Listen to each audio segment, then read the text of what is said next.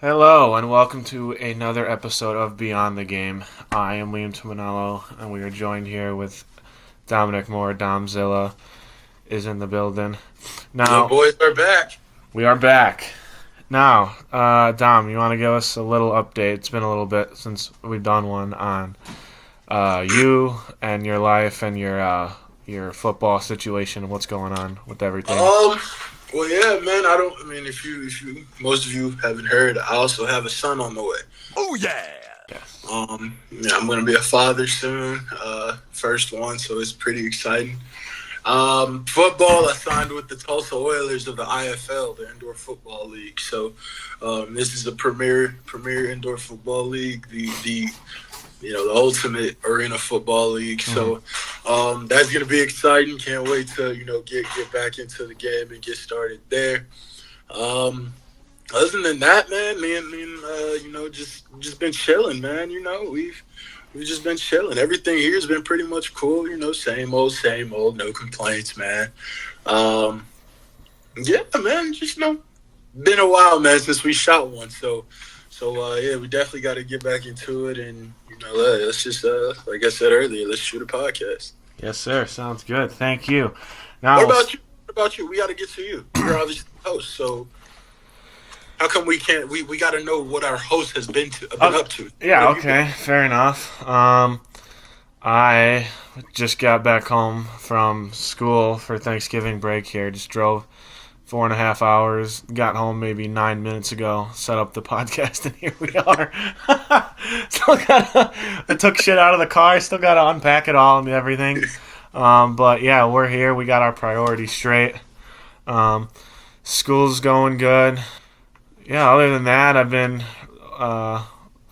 organizing my yearly toy drive for my hospital. We're at about $3,000 raised. I do it with Tim Boyle. Let's go. Let's go. And this next weekend we'll be going shopping. Me and my friends, Mr. Beast style, with $3,000 to run up at Walmart or wherever the hell we go. Okay. So that's gonna be fun. And other than that, not too much else is new. Glad to do the podcast here. We got some interesting topics to talk about today. Interesting stuff going on in the football world. Before we get into that, I want to let you know that I'll be donating $500. Holy shit! Little bit. I wish it was more. I got to work with what I got now. But I'll be donating $500, man, however I can. So Wow! Thank you, Dom. That is more than enough. That is great. Let's do it. The first year we did it, I think we're on year 4 or 5. The first year we did it, we had $500, which is good. Then we had $1,100. Then it goes up by like $500 every year. Then we had $1,500. Last year we had $2,100, and this year we're at $2,700 right now. So that is great. Let's do it. For people that don't know, I donate toys to my hospital in Oak Lawn. They have done several open heart surgeries on me, saved my life many times, and they have this toy closet where kids that are staying there to go pick out a toy while they're there. It's a year-round thing, but what better time to give toys than Christmas? So Exactly. I myself have gotten toys from this closet before, and now years later, now that I'm thankfully doing good and everything, I'm giving back and doing all that. So that is great. The people, let's go. It was man. fun. It was fun last year while we were doing it. I walked in, and as I'm walking in, I'm giving toys to kids in the lobby that I see, and as I'm doing that, who is walking out? DJ Moore is walking out Let's go. holding some kid because they did some event there, and I dap DJ up. Then I talk to the kid, and I'm like, "Hey, buddy, you want a toy?" I think Yeah. DJ and them, they already gave him like a PS5 and stuff. I'm like, I don't got that, but you can pick from whatever we got here if you want Right. something else. So that was cool. So yeah, I'm excited about that. That's great. We do it with Tim Boyle every year. He always signs a bunch of stuff too that I give away to people who donate. So Dom definitely gonna be having him sign a nice special one for you. Shout out So. Big Boyle, man. We will have him back on the podcast soon. I'll tell him about this. He was on it with Jonah and I. Now I got to get him on it with Dom and I. Let's go. So that is sick. Let's Now, I go. think to start it off, I am a Packers fan. Dom is a Bears fan. We will start off by talking about Aaron Rodgers. Now, he broke his wrist. It's his left wrist, but it's still a broken wrist. Um, and he's supposed to be out from what I'm hearing, but he is very insistent on playing this week versus the Chicago Bears. He's telling everyone, no, I'm playing. Fuck it. I am playing this game. And I know Bears fans do not want to hear that. I know he's not exactly the same Aaron Rodgers, but he is still Aaron Rodgers. And if he's that persistent, he's 42 years old, and if he's that persistent about playing through a broken wrist after 0 time, because this just happened this last game, it got diagnosed, I would be shaking in my boots. It's not that we're shaking. It's this man has zero respect for us Bears.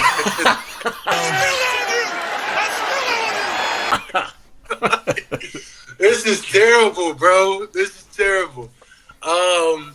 Man, Aaron friggin' Rodgers, bro. That man is.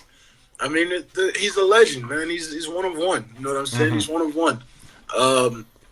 Last time around, he owned the Bears, and who's to say he still doesn't? You know what I'm saying? But where my confidence lies is obviously in our defense and our front seven and our offensive line interior wise. I trust Joe Tooney.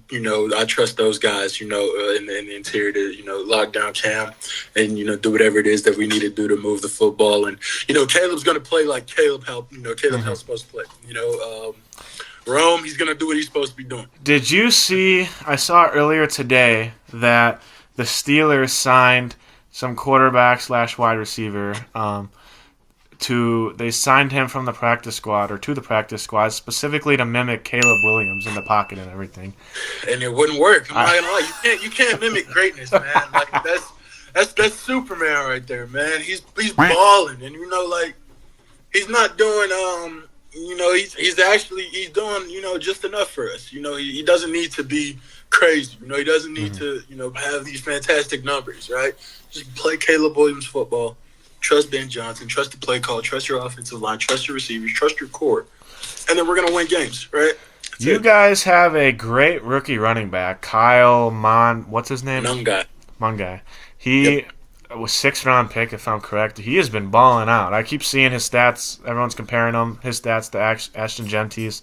And obviously the Raiders are a complete mess, so you can't really put that on Genty. He's a baller. But the Bears are playing well, and he's playing well too, no surprise. The Bears have always had really sneaky good running backs, going all the way back to Jordan Howard.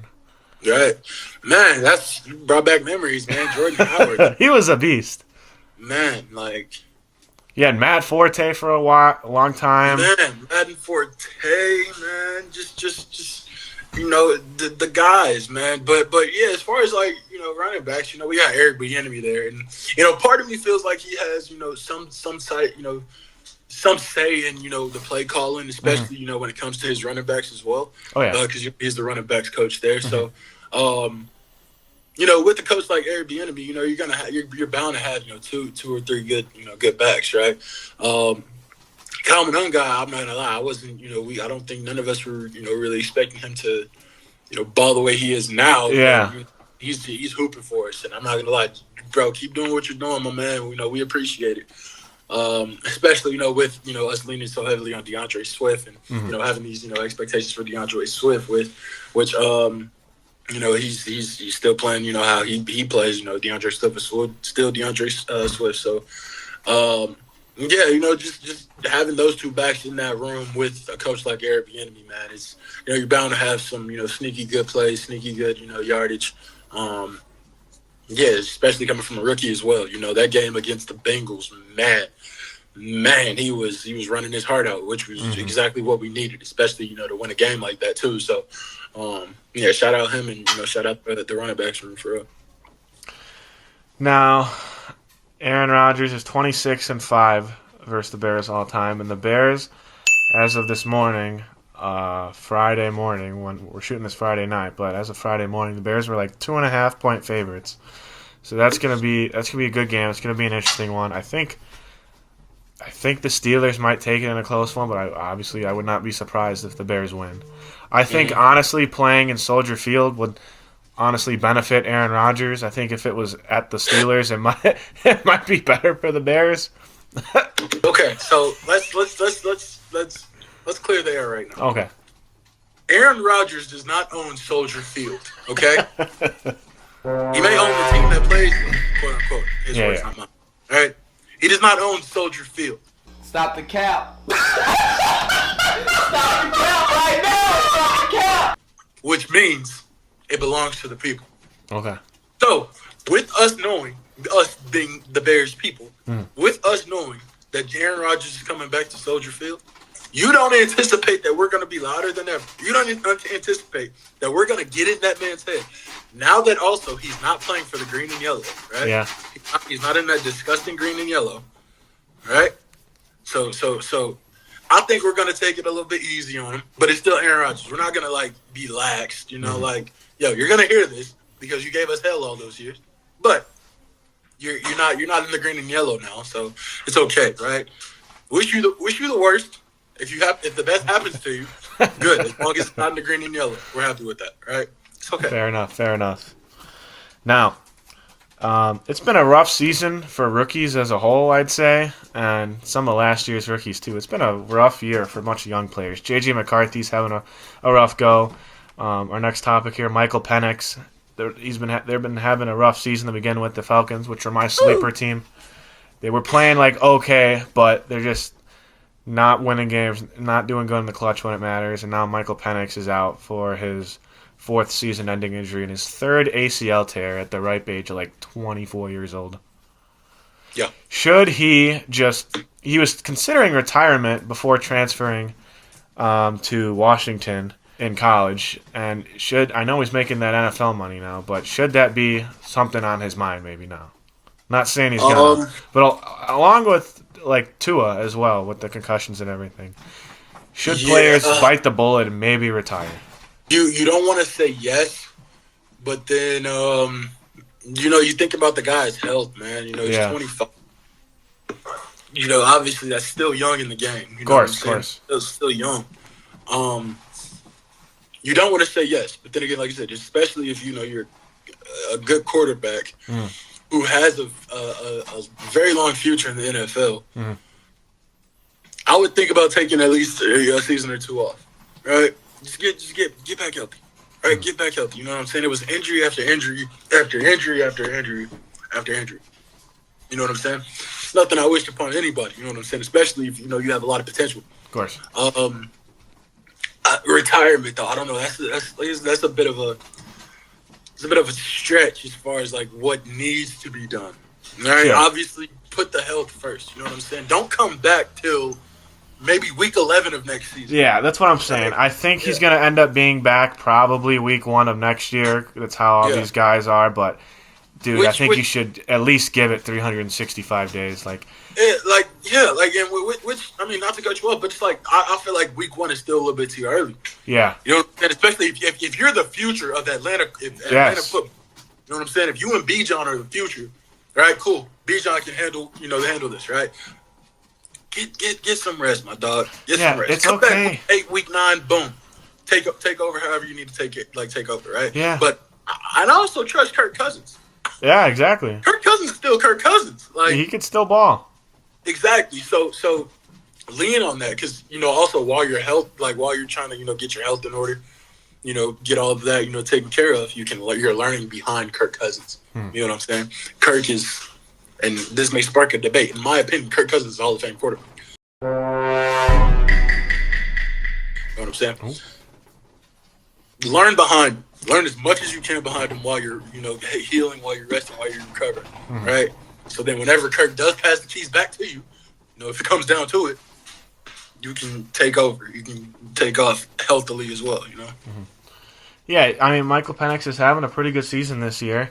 About 18, 19 touchdowns, 6 interceptions. Like, that's pretty solid. Falcons aren't having the year they wanted, but honestly, I mean, they probably weren't doing anything good this year, so as much as it sucks that the injury happened, I mean, at least this year you're going to get a better draft pick.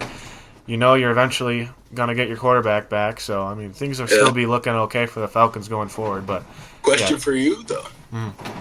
And I mean, I don't know if this was ever asked to you, but I want to ask you because it's been brought to my attention.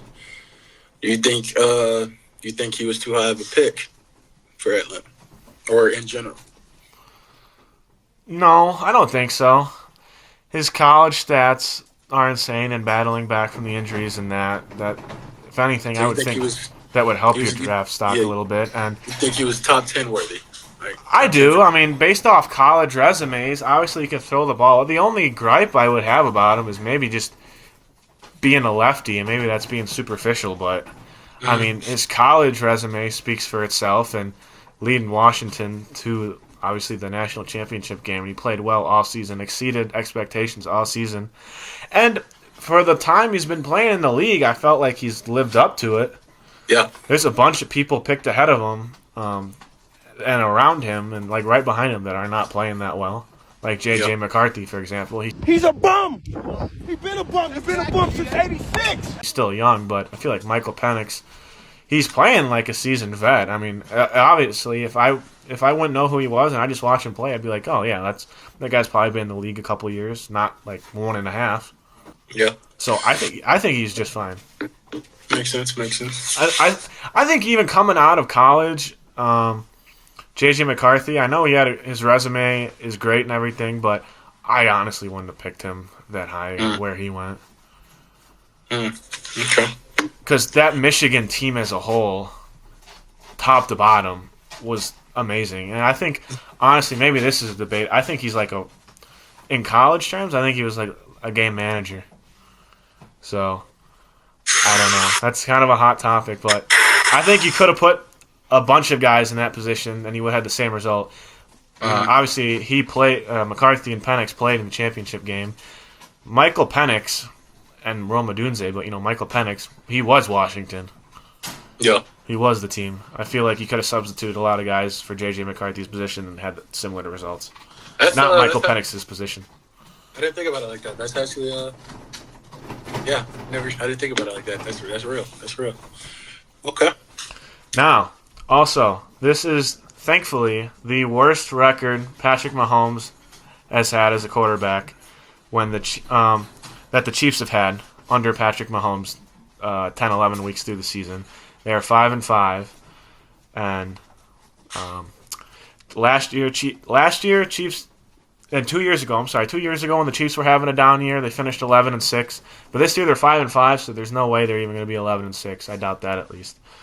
And I'm hearing a lot of people say that that teams around the league don't fear Kansas City anymore. Sucks to say, but I feel like that's what we've came down to. I actually was watching First Take today, and I believe it was Ryan Clark, RC. Shout out RC. He was pretty much.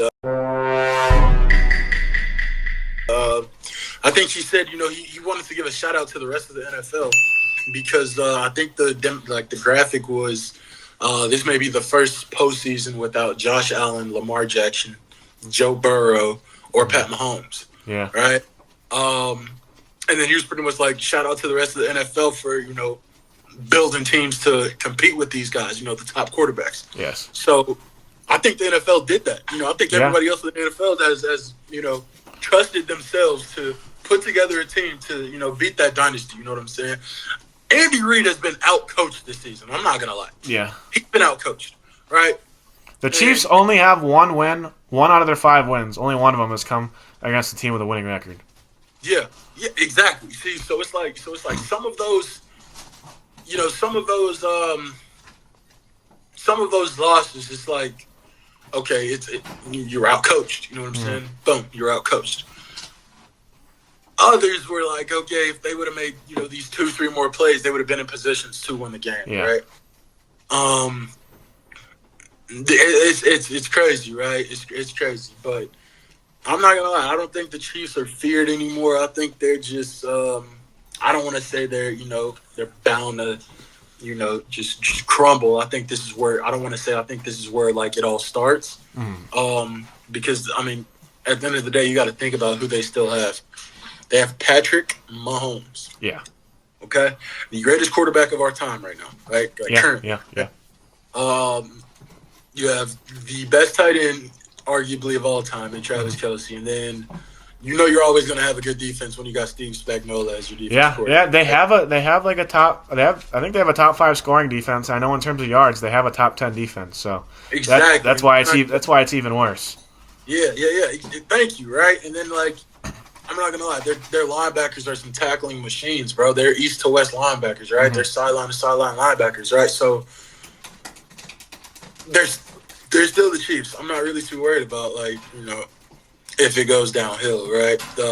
It's looking like it now, but I don't know. Let's say 4 weeks from now, they might sneak their way in, and if they sneak their way in. Just don't give them that chance, man, because then it's gonna be like, all right, here we go again. I won't be surprised if they get into the playoffs, but I will be surprised if they make a deep playoff run again. I could see them winning a game or two, but I don't see any way they can get to the Super Bowl this year. Because okay, so we're gonna clip this moment right here. Yeah, right? I'll clip it.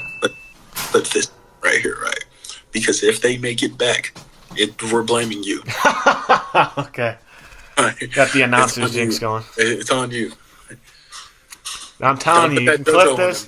Chiefs have 0 chance of reaching the Super Bowl, nonetheless winning it. Okay, see. Okay, you're putting it. It's crazy.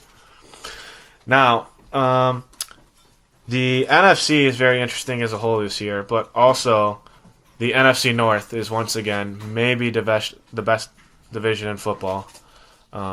Vikings are kind of tearing it down a little bit, but other than that, Bears are 7-3. Lions, they're still a good team. They're a strong 6-4. McQueen is fading.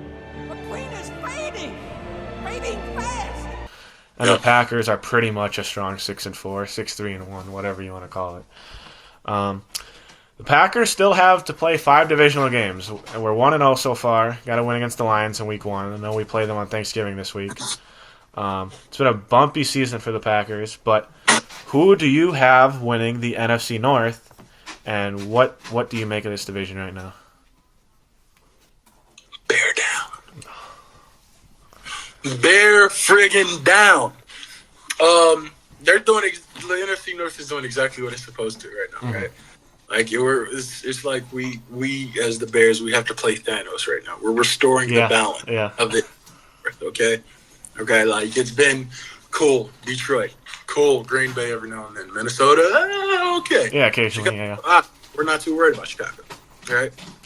Bears have not won a playoff game in 14 years. Exactly, right? So we're here to restore the balance, right? We're here to actually make our name again. You know what I'm saying? And he hits the upright again. That's impossible. And the Eagles run out onto the field, but there's still 5 seconds. So they've got to get back. He does it again. We're still the monsters of the Midwest. You know what I'm saying? Like we're not too worried, right? So I see my guys coming out of the North. Obviously, I feel like they're gonna find themselves in the playoffs. Oh, definitely gonna be in the playoffs. Yeah, whether it be wild card or they sneak their way to I 100% see that. But I do see them crazy. This was talked about today. I actually mentioned this. I see them sneaking in over the Packers. Wait a minute. Something ain't right. It's going to be neck and neck. For the division. I see them sneaking in over the Packers, right? And it's going to come down to the games that the Packers were supposed to win, but the Bears, it's going to come down to those games, right? Packers lost games that they were supposed to win. The Bears won games that they were bound to lose, right?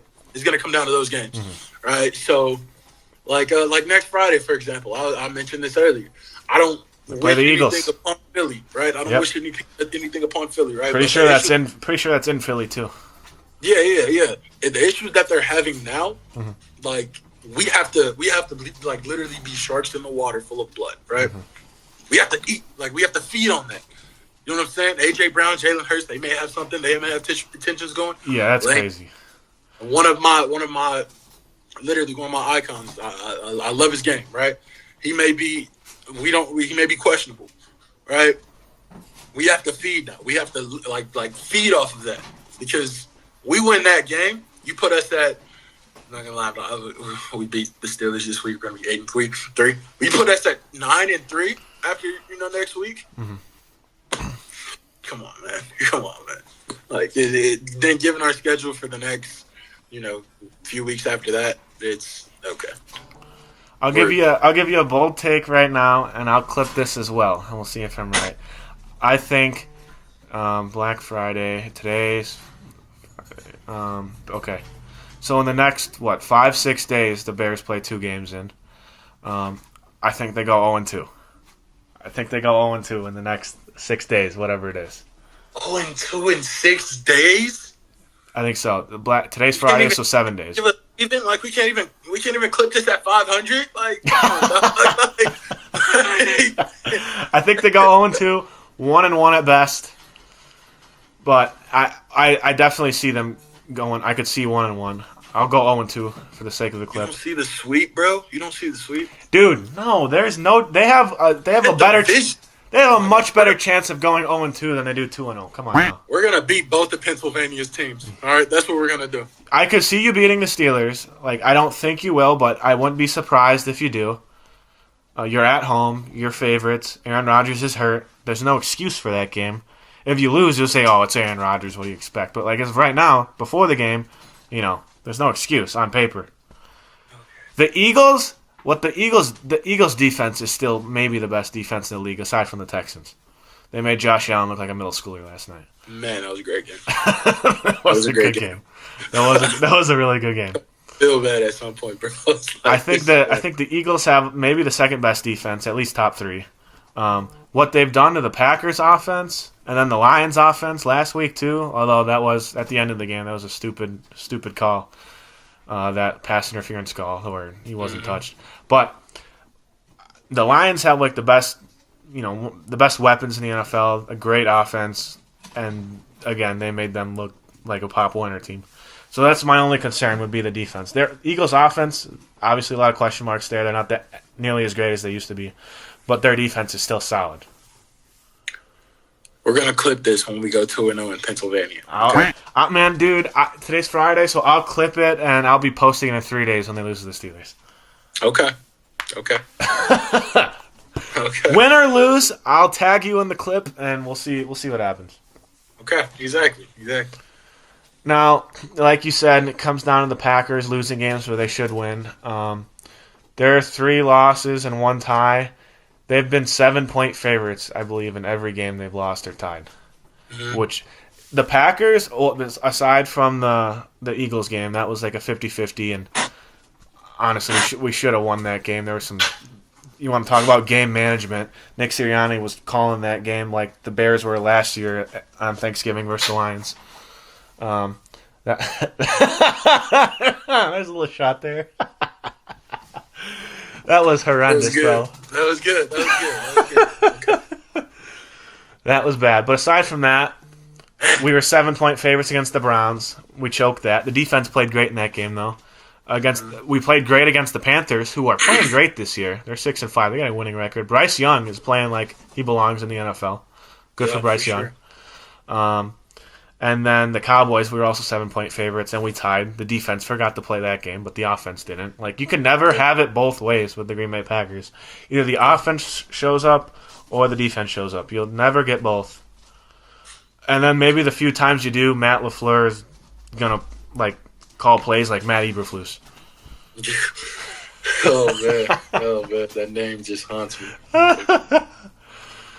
Shout out that guy though. He's a swell guy, swell D coordinator now. Now your current hometown team, the Seahawks and Sam Darnold. What happened there? Honestly, you still should have. You were still in a position to win the game.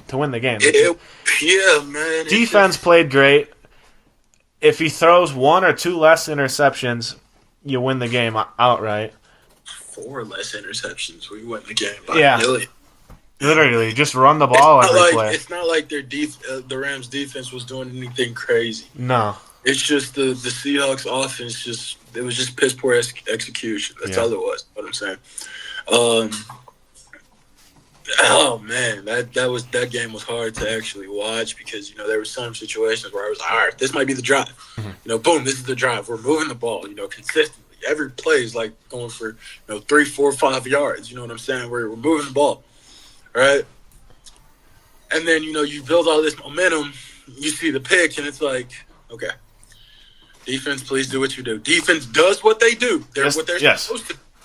Boom, offense gets the ball. All right, boom. Okay, 4 or 5 yards. Boom. Oh, 6 yards. Oh, that's a big first down play. All right, we need that. 2 plays later, interception. All right, Sam. All right, we're good. You know what I'm saying? But yeah, it's not like the Rams did anything too crazy. You know what I'm saying? It was just Matt Stafford had a great game again, proving why I think he's the MVP. Doesn't make mistakes, throws touchdowns. Rams don't really run the ball a whole lot. I don't think they run it that well. Not 100% sure, but I know they pass the ball greatly. But like, you think about it like this, and it's crazy. I actually had a debate about this a couple of days ago. Sam Darnold wins that game, throws takes all 4 of those interceptions away. He's in the MVP conversation. Oh, 100%, 100%. And it's like Seahawks are automatically a top 3 team in the league at that point too. Dude, your offense and defense, you're a complete team. If Sam Darnold even throws 2 touchdowns, 2 interceptions, you win the game. He's in the MVP conversation, and the Seahawks are a top 3 team in the league. You're still a complete team. You know what I'm saying? Yeah. Right. You're still complete. But it didn't work out like that. Right now we're now is Sam Darnold really the guy? Right. Which I don't like that conversation. Right. Because it's just one bad game he's had with Seattle. Yeah. Right. It's one bad game. He threw 4 interceptions against a rival. Yeah. There's going to be a rivalry there. You know what I'm saying? There's going to be some bad blood. Right. Rams have a solid defense too. Right. But again, it's not like but this game specifically. Yeah, this game. Yeah, you're right. I know this game specifically. They weren't doing anything crazy. That wasn't on the Rams defense. That was on Sam Darnold. This is what we like. This is what you've seen week in and week out. You know what I'm saying? It was nothing crazy about the defense. It's just he just was throwing it to the wrong jersey. That's all it was. You know what I'm saying? Take those interceptions away, we win the game. Like you said, you go 2 interceptions, 2 touchdowns, you're in the MVP conversation. Seattle is the top 3 complete team in the NFL, probably the scariest team in the NFL, especially if your defense is going to play especially if the defense continues to play the way that they've been playing. Yeah, on the road too, you held Matthew Stafford in check. Really, he had a decent game, but they only scored 21 points. They're like one of the top offenses in the NFL. Yeah, at LA, you hold them down. Obviously, should have won the game. Right. That's It is what it is, man. It is what it is. You live and you learn. But Sam's definitely going to learn from this one, and he's going to be better. So who do you have in your MVP conversation? Who are your top 3 to 5 candidates, and where do you rank them? Because we have a very interesting MVP race this year, and an interesting one because we have a lot of guys that could win it, and I wouldn't be surprised. But we have a lot of new guys that are in it that usually aren't there in previous years. Yeah.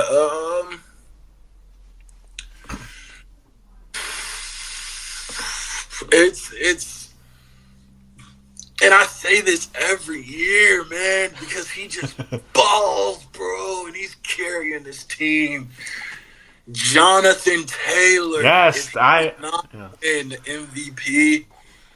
Man. He's my number 1 right now. He's my number 1. Yeah. Jonathan Taylor's number 1. Number 2. This is gonna be interesting. Drake. I was gonna say Fool's Gold, Drake May. Drake May and the Patriots might be the most polarizing team in the NFL right now. And it's scary, bro, because they're only getting better. They're getting better week by week. It's not like they haven't had a bad step, right? There's not been a bad step in their foot. You know what I'm saying? Mike Vrabel's coaching the hell out of them boys. Oh, I love Mike Vrabel. Man. And it's like you could see it match on the field. Stephon Diggs, bro, he is balling, bro. Yes, he is. He is balling. So, and, okay, all right, cool. Drake May, but my dark horse, Stephon Diggs. Oh. I would not be surprised if he somehow squeezed his way into the MVP conversation. Okay. All right? Okay, that's, who would I say? Jonathan Drake. Taylor. Yeah, Drake May. Number 3. I'm going defense. Aiden Hutchinson. Okay. No. Miles Garrett? Three is Miles Garrett. Miles Garrett, okay. 4 is Aiden Hudson. Okay. I was going to say, I think you have to have Miles Garrett above So him. Miles, man. If Miles, man, continues to play, he's on pace to Break the record. break the record. You know what I'm saying? So if he has another 3-4 game, that record's his. Obviously, Defensive Player of the Year is going to him, but if he sneaks away with the MVP, man, I wouldn't be surprised. And for Matt Stafford, we just talked about him. You know, he's going to play the way he plays. 27 touchdowns, 2 interceptions. Right. Everyone pretty much wrote him off after they won the Super Bowl. You know, they need to move on, start rebuilding now. He's like, no, we're still in it. We're still doing our thing. Exactly. And in 5, last but not least, C-Mac. So if he keeps playing how he's playing for San Fran, and they make a decent playoff push, with him, with them on his back, he's definitely going to be top 3 voting for MVP stuff. Here's an interesting question for you. JSN needs to average 122 yards a game to hit 2,000 yards this season. Do you think he can do that? Let's take a look at who they have left, actually. The Vikings, Titans, Falcons, Colts, Rams, Panthers, Niners. He can do it. Oh, he can do it. I heard a lot of okay defenses in there. Yeah, he can do it. He can do it. If they're going to be in Seattle for the Rams game. So when he plays the Falcons at Falcons, he may go for 200 that game. He might go for 200 that game. Yes. Right, I'm looking at that one. Yeah, he might go for 200 that game. I mean, the Panthers, that could be another. That could be a big one to go crazy on, but I trust J.C. Horn. J.C. Horn is a pretty solid corner for the Panthers.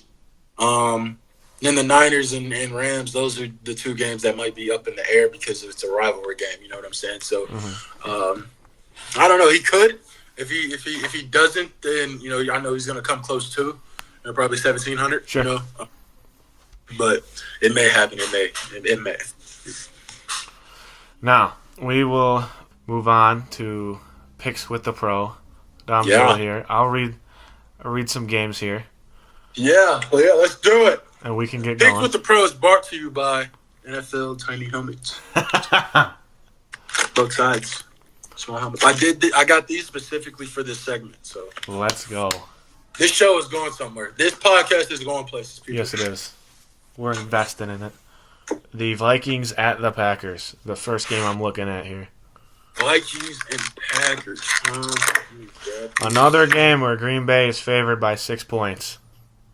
Vikings and the Packers. At Lambeau. If Micah Parsons plays how he needs him to play, then J.J. McCarthy's going to be a little bit spooked, right? Mm-hmm. But until then, I think J.J. McCarthy's going to be spooked regardless. We're going with the Packers. Thank you. Disgustingly. Now, maybe game of the week here. Very great game. We have the Colts at the Chiefs. Colts at the Chiefs. Let me go to the NFC side now. AFC side now. Excuse me. Hold on. Okay, Colts at the Chiefs. This is going to be a doozy. It's at 12 o'clock. They should probably flex that one. I'll ask you, right? What do you expect Pat Mahomes to do this week? I expect Patrick Mahomes to prove why he is the greatest quarterback of this generation. And actually, I saw that, and earlier this morning, I had a 50% profit boost on Fanatics, and I bet $100 on the Kansas City Chiefs to walk away with the victory here. Okay. Follow-up question. What do you expect Daniel Jones to do this weekend? I expect Daniel Jones to. I expect him to have his worst game of the season. The Chiefs have a top 10 rush defense. Jonathan Taylor still going to do Jonathan Taylor things, but I think he's going to have a relatively quiet game. And a quiet game for JT is maybe 80 yards and a touchdown. And being at Kansas City, they also have a top 10 pass defense. I was looking up. They give up 200 passing yards a game, which is very good in 2025. And they give up just a hair over 100 rushing yards a game as a total. So that I am expecting Jonathan Taylor to kind of get boxed up a little bit, and Daniel Jones is going to have to make some throws on 3rd and long against Steve Spagnuolo. There is no way they do that. Chiefs are favored by 3.5, and I honestly think the Chiefs are going to win by 10+ here. Great. But he's number 1 for a reason. Jonathan Taylor is going to torch them boys. Right? He's going to run over all over that defense, man. He's going to be sick. Chiefs linebackers run east to west. They do all this. Great tackling. They got Chris Jones, Steve Spagnuolo. No, that doesn't matter to you this week. Jonathan Taylor. I know. I love him. My Wisconsin guy. My Badger. Man, it's Jonathan Taylor, man. Shout out those great linebackers. You're not going to be able to tackle this guy. No. All right. He has the Chiefs going 5-6. All right. Yep. Next, we have Steelers at Bears. This one, Vegas has it as a pick'em. Normally, home teams are favored by 3 points. Bears are favored by 2.5. So right around there, right around even game here. I already know what you're gonna say. Just pick the Bears.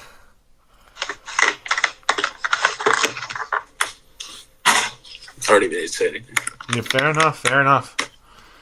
Here we have another doozy. Not really. Patriots at Bengals. There's quite a bit of games this week with huge point spreads. Like pure domination coming. Joe Burrow could be back. If Joe Burrow's back, I'm going Cincy. Oh, okay. I'm going Cincy. Drake May, obviously, MVP candidate. Mm-hmm. Great defense. Solid receiving core. I'm sure Drake May is going to put up some huge numbers against that Cincy defense, But regardless of win or lose. Joe Burrow's back. Like, come on now. Okay. Joe Shicey's coming to play. And here, next we have these next 3 games should be easy. You don't even need to get the helmets out, honestly. Jets at Ravens. Baltimore is 13.5-point favorites. You don't even get the Jets helmet out, bro. Keep that in there. I think they're starting Tyrod Taylor this week. They don't know what the hell they're doing. They don't know what's going on. Yeah. I don't know though. Tyrod with his experience might surprise us. Might not. But it's Baltimore. Yeah. It's Baltimore. They're 5-5, 4-0 their last 4 games with Lamar back, and obviously they need to keep winning, and I expect them to do so. Exactly. If they're lucky, maybe they can get a backdoor cover the spread, but not a chance to keep the game that close. Mm-hmm. And next we have the other 13.5-point spread of the week: the Seahawks at the Titans.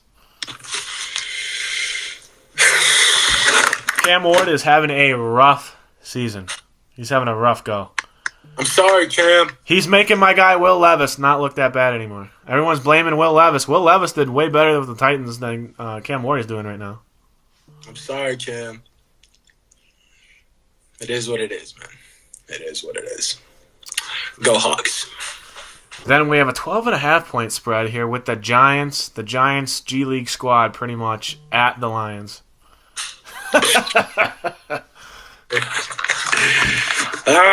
Man. That man, Aiden Hutchinson, man. He's going to have himself a day.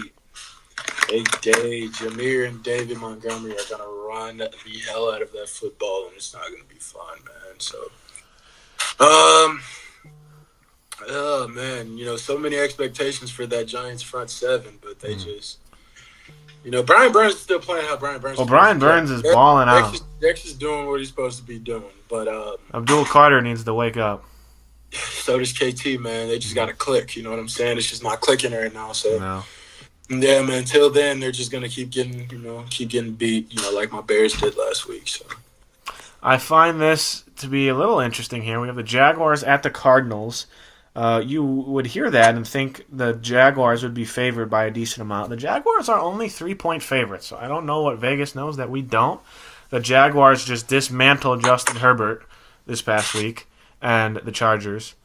But, Yeah, I'd be picking the Jaguars too. I don't know why the spread's so little on that one. But I will say, I would not expect. I wouldn't be surprised if Jacoby Brissett has a dominant game. You know, he just broke the completion record last game. So him and his guys are clicking. You know what I'm saying? So I wouldn't be surprised if they put up a fight. So it's going to be interesting for sure. And I saw a graphic earlier on this game being potentially the worst quarterback matchup of all time, which I think is a little exaggerated. But we have the Browns at Geno Smith and the Raiders this week. Is this the last game we got going on, or is there more? There's quite a few more. There's like 4 more. Okay. I was going to give a drum roll. The Raiders are 4-point favorites. Shador's making his first start after coming in looking abysmal against the Ravens. Shador. Well, first and foremost, let me shout out my guy Mad Max. Max Crosby, you're my dude. All love, brother. You know, we got to square up one-on-one, so, you know, I can prove that I belong in the NFL. But Shador, man, the whole hood is rooting for you, man. Oh, yeah. The whole neighborhood. Everybody is rooting for you, honestly. We're all rooting for you, man. Just go out there, play your style of ball, and bring home a dub, man. Just shut them up, man. It's your time. Right now is the perfect timing, man. So make it known. So, yeah. The line for Shador Sanders passing yards this week is only at about 150 yards. That's more than enough. Yeah, I'm thinking so. That seems pretty low. The Raiders' defense isn't really anything crazy. Yeah. They're pretty middle of the They can pack. get 150 on the dot with 3 touchdowns and an interception. We win. We're okay. Now we have the Falcons at the Saints. This might be a terrible game. Wait. We got both backups playing. Wait. Tyler Shock balled out last week. He had a decent game. This is difficult, but I see him doing it again. Okay, they're at home. The Saints are slight favorites. I see him doing it again, man. I would probably go Falcons. Kirk Cousins, I trust him way more than Tyler. Yeah. And the Saints' defense is not what it used to be, and the offense is obviously not that good. Yeah. I'd probably go Falcons there. So we'll see what that one comes up to be. And I'm a little mad at the Saints because I like Spencer Rattler, and I think he was playing well for what he had around him. Yeah. So here we have a very interesting game. I am excited for this one. We have the Eagles at the Cowboys this week. Eagles are 3-point favorites, but I don't know, man.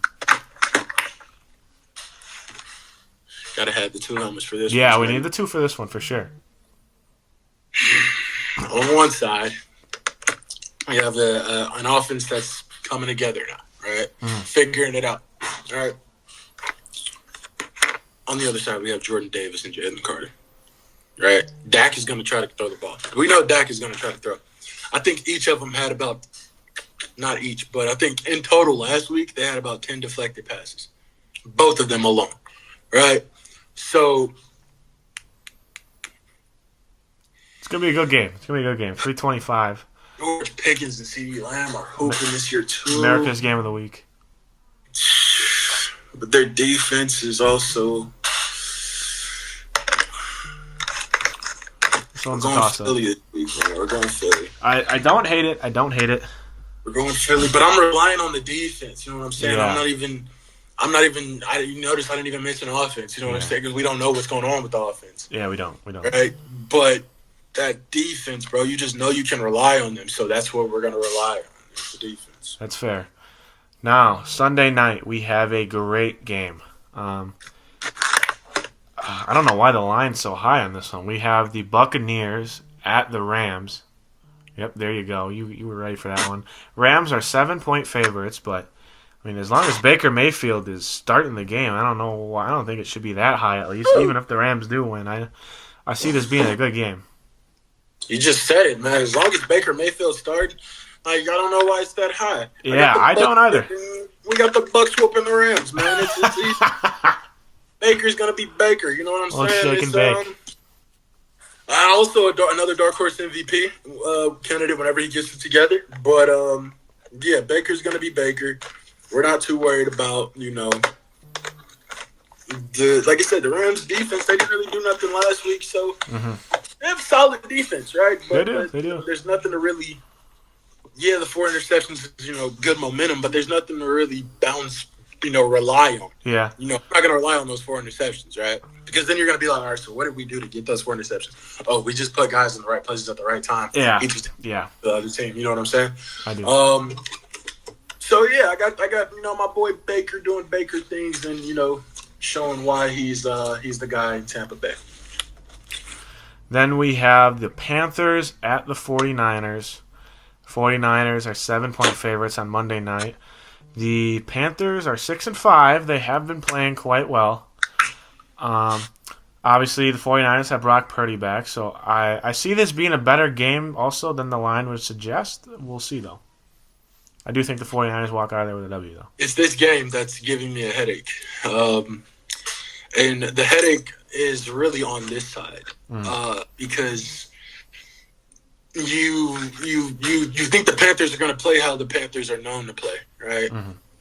Oh, they're not going to do much. They're going to sub their quarterback out the second half, and that's it, But then you realize, and you look at the games that they've just previously had, and it's like, how did they beat them? Yeah. Wait, Bryce Young did. Oh, against that defense? Okay. But then, again, CMC, man, CMC, and then this one is actually, probably going to be the hardest this week. But I'm going Carolina. Oh, okay. I'm going Carolina. I like it. I think Bryce Young torches that defense in ways that are going to shock them. They're probably going to find a way to, take advantage of, not having Fred Warner, a coverage linebacker. So Bryce is definitely going to take advantage of that, and he's going to steal his win.